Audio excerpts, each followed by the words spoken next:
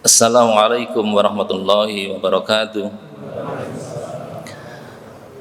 Alhamdulillahilladzi kataba 'alaina siyama fi syahri Ramadan, syahri unzila fihil Qur'an hudal linnasi wa bayyinatin minal huda wal furqan. Asyhadu an la ilaha illallah wahdahu la syarikalah. Asyhadu anna Muhammadan abduhu wa rasuluhu la nabiyya ba'da. Allahumma salli ala Muhammad wa ala alihi wa sahbihi ajma'in, amma ba'du. Jamaah salat Isya yang insya Allah akan dilanjutkan dengan salat tarawih yang dimuliakan Allah. Tiada hentinya marilah kita selalu menjalankan puja dan puji syukur Allah Subhanahu wa taala atas segala nikmat yang telah diberikan kepada kita semuanya. Alhamdulillah, sampai dengan malam hari ini kita masih diberi kesempatan oleh Allah, diringankan kakinya oleh Allah menuju rumah Allah untuk melaksanakan sholat Isya berjamaah yang insya Allah akan dilanjutkan dengan sholat tarawih berjamaah.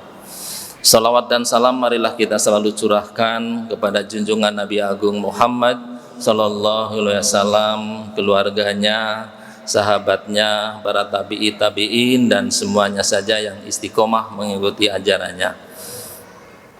Bapak dan Ibu dan adik-adik yang saya cintai dan saya banggakan, tentu kita harus bersyukur sekali bahwa kita masih bisa bertemu dengan bulan Ramadan tahun 1444 Hijriah. Kalau kita hitung, kalau seusia saya yang sudah di atas 60 tahun, andai saja dulu mulai berpuasa itu di usia 10 tahun, paling tidak sudah bertemu dengan Ramadan selama 50 kali. Demikian juga Bapak dan Ibu yang seusia dengan saya, atau juga yang kurang dari itu, paling tidak sudah lebih dari 10 kali bertemu dengan Ramadan. Tapi mari kita coba memaknai apa yang difirmankan oleh Allah Subhanahu wa taala di dalam surat Al-Baqarah ayat 183. Ayat ini tentu sudah sangat hafal, ayat ini tentu sangat populer, karena di setiap Ramadan ayat ini selalu disampaikan di mimbar-mimbar kultum maupun di mimbar-mimbar yang lainnya. A'udzubillahi minasyaitonirrajim. Ya ayyuhalladzina amanu kutiba alaikumussyam kama kutiba alal ladzina min qablikum la'allakum tattaqun. La'allakum tattaqun, menuju derajat ketakwaan.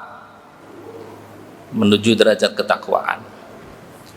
Di dalam rangka menuju derajat ketakwaan ini, di bulan Ramadan, berbagai kemudahan diberikan oleh Allah Subhanahu wa taala melalui banyak hadis.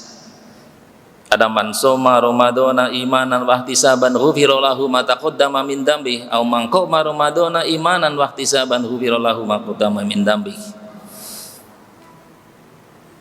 Barang siapa melaksanakan saum di bulan Ramadan dengan keikhlasan dan hanya mengharap ridho dari Allah Subhanahu wa taala, maka akan diampuni dosa-dosanya yang lalu.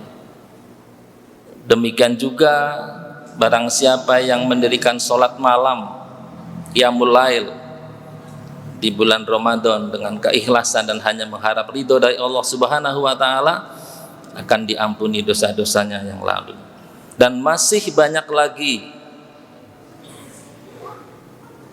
hal-hal yang menjadikan atau memotivasi kita untuk meningkatkan ketakwaan terhadap Allah Subhanahu wa taala. Tetapi tentu hal yang tidak mudah. Coba kalau kita kaitkan Al-Baqarah 183 ini dengan juga di dalam Al-Baqarah 208. A'udzubillahi minasyaitonirrajim. Ya ayyuhalladzina amanu dkhulu fis-silmi kafah wa la tattabi'u khutuwatis syaiton innahu lakum aduwwum mubin. Sama-sama penyebutannya, pemanggilannya adalah untuk orang-orang yang beriman. Kalau tadi dengan orang beriman di belakang ayat untuk menjadi orang yang bertakwa. Kalau di dalam ayat 280 ini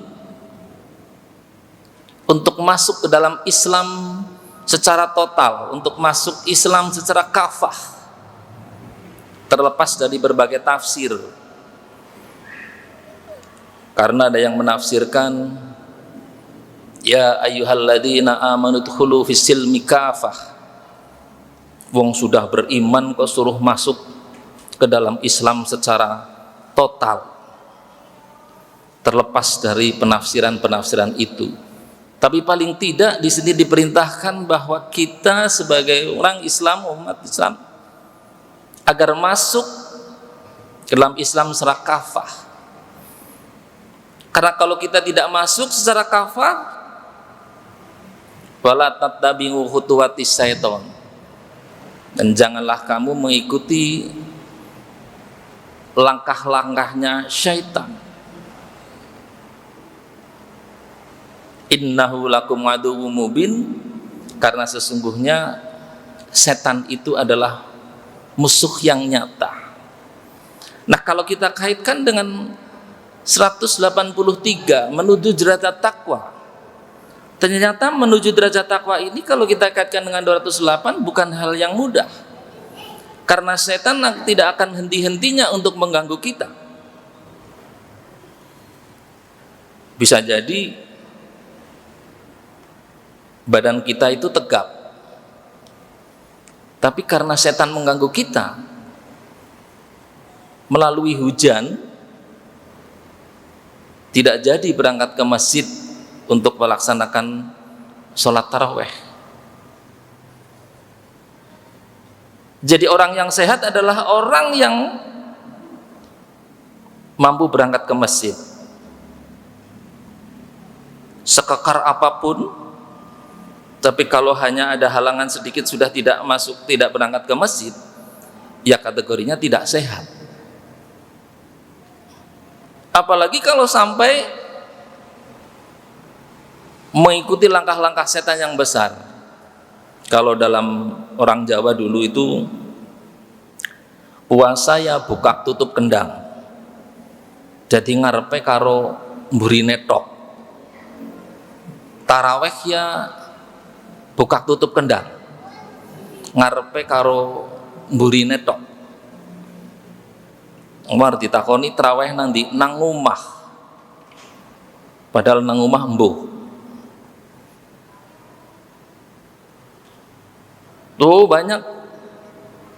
Semalam saya tidak sengaja membuka video lagu Banyumasan.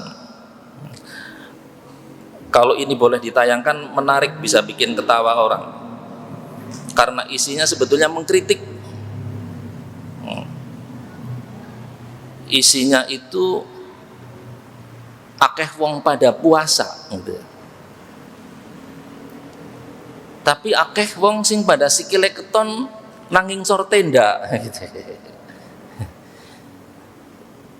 Taunya sedang mengkritik bahwa ternyata kalau bulan Ramadan itu ya mungkin hari pertama tutup gitu, hari kedua memang tutup tapi bawahnya kelihatan, kakinya kelihatan, sudah terus nanti terus banyak lagi hal-hal yang lainnya.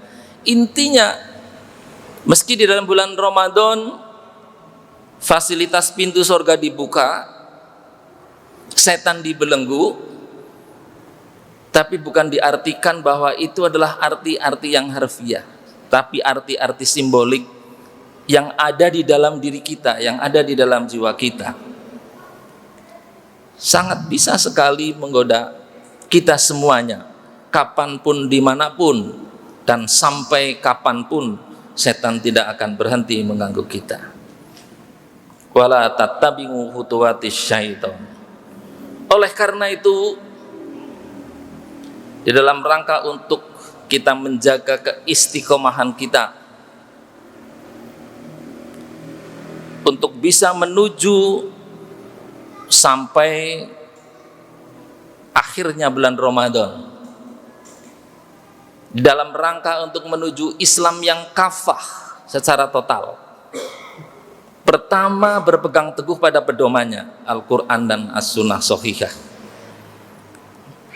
Kita semua tahu pasti pedoman umat Islam kan Al-Quran dan As-Sunnah Shahihah. Yang kedua, bulan Ramadan sebagai bulan madrasah, bulan pendidikan. Mari kita tiada hentinya untuk mentadaburi, mempelajari kandungan isi Al-Quran, kandungan halakoh untuk mempelajari kandungan Al-Quran terus ditingkatkan. Saya yakin mesti 17 cukup banyak kegiatan-kegiatan di dalam rangka bulan Ramadan. Sembari kita mempelajari, terus memperbaiki perilaku kita. Tidak ada gunanya kalau kita tahu pedomannya, tahu kandungan isi Al-Qur'annya, tetapi perilaku kita tidak sesuai dengan apa yang ada di dalam pedoman tersebut. Ini kan kalau akhir-akhir ini banyak digegerkan dengan kasus-kasus yang menarik. Itu yang namanya selebar lapangan, itu namanya siapa itu ya? Kalau bahasa di Purwokerto kan namanya alun-alun gitu ya. Itu juga bisa terbongkar karena ulah anaknya. Kasus banyak hal lah sebelum Ramadan untuk mengingatkan kita. Maka tentu kita harus berusaha keras mempedomani Al-Quran dan As-Sunnah Shahihah dengan perilaku-perilaku kita sehariannya.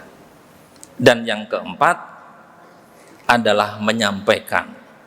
Di dalam bahasa pendidikan, seseorang yang sudah dianggap mampu kalau sudah bisa menyampaikan dan penyampaiannya itu bisa dipahami oleh yang menerima. Balighu ani walau ayah. Jadi meskipun kita baru tahu satu ayat, kita sampaikan, dan orang lain yang kita beri itu adalah sudah melaksanakan itu, maka kita menjadi orang yang semakin kafah di dalam berislam. Itu saja yang dapat saya sampaikan. Mudah-mudahan ini juga menjadi pengingat saya dan juga mengajak para jamaah semuanya, marilah momentum yang sangat indah ini, bulan yang sangat indah ini, bulan yang penuh dengan rahmat, bulan yang penuh dengan maghfirah, jangan sampai lewat begitu saja. Kita manfaatkan dengan sebaik-baiknya, dan insya Allah derajat ketakwaan akan semakin tercapai. Kita masih diberi kesempatan oleh Allah Subhanahu wa Ta'ala untuk bisa menghirup udara segar ini, bukan berarti untuk berleha-leha, tetapi kita dituntut untuk meningkatkan ibadah kita kepada Allah Subhanahu wa Ta'ala. Kurang lebihnya mohon maaf yang sebesar-besarnya. Billahi taufiq wal hidayah. Wassalamualaikum warahmatullahi wabarakatuh.